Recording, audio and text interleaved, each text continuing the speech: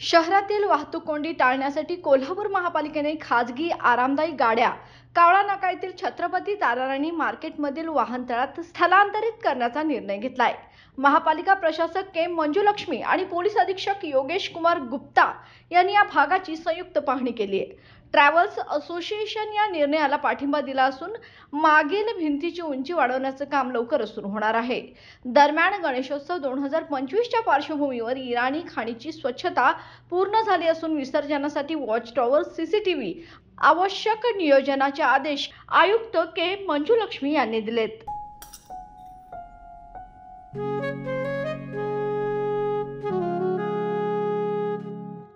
बाबा आज येताना बासुंदी घेऊन या ना। अगं कालच आपण आईचा वाढदिवस होता म्हणून आणली होती ना। ऐकलं, गोकुळची बासुंदी पुन्हा खावीशी वाटतेय। खरं सांगू, मलाही खावीशी वाटतेय। पुन्हा पुन्हा खावीशी वाटणारी गोकुळ बासुंदी।